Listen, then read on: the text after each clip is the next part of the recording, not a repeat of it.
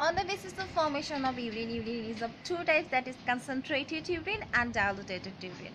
Now we will see how concentration of urine occurs. Basically, I feel various problems with concentration of urine in my first years, so I am discussing about this. Hopefully it will be beneficial to you. And before going that, we have to learn what is hypotonic, what is hypertonic, and what is isotonic. So I am now discussing about this. In brief, what is isotonic, what is hypotonic, and what is hypertonic. If 300 osmol salt is compared with 300 osmol solution, then it will be isotonic. If 300 osmol salt is compared with 200 osmol solution, then it will be hypotonic. And if 300 osmol salt is compared with 600, then it will be hypertonic.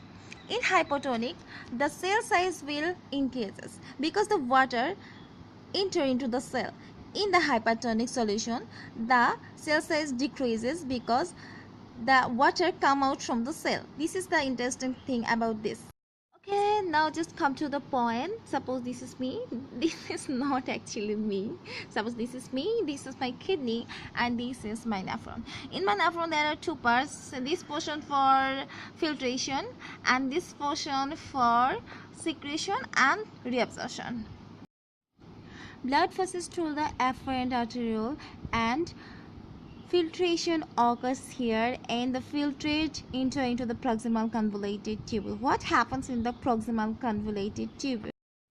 In the proximal convoluted tubule, this portion has various channels for reabsorption maximum. We know if water and solute, suppose it is sodium, are almost equally reabsorbed, then inside the lumen become isotonic and outside also. In the descending limb of loop of Henle, what happens in this portion? We know the loop of Henle remains at the medulla and this portion at the cortex. So the loop of Henle is surrounded by the medullary interstitium. Here inside the lumen, the water mostly reabsorbed than the solute. Suppose it is sodium, that the solute. So inside the lumen become hypertonic, and in the interstitium it becomes hypotonic. In the ascending limb of loop of Henle, this portion is impermeable to water, so water cannot be reabsorbed, but some solute can reabsorb. So inside the lumen become hypotonic, and in the medullary interstitium that is hypertonic. Okay, this hypertonicity is important for formation of concentrated urine. Formation of concentrated urine is based on basically two things, that is ADH and hyperosmotic medullary interstitium. Okay, this hyperosmotic medullary interstitium, that means the osmolality will be higher in the medulla.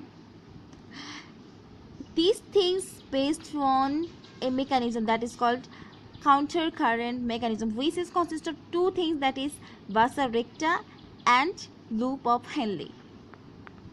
In the distal convoluted tubule and collecting duct, here water reabsorption will depend on ADH. If body feeds less water, then the hypothalamus will make the posterior pituitary secrete antidiuretic hormone ADH.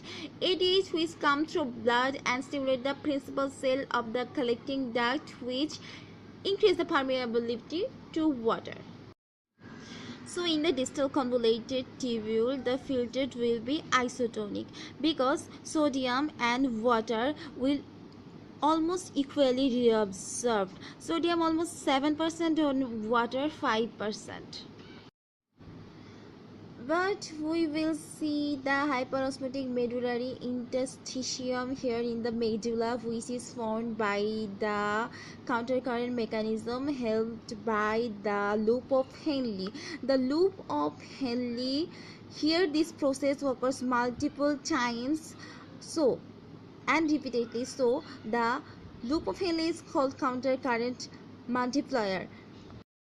And the vasa recta, which remains in the medulla here and which takes part in the maintenance of this hyperosmotic medullary interstitium, and it prevents the wash out of this interstitium, so it is called countercurrent exchange.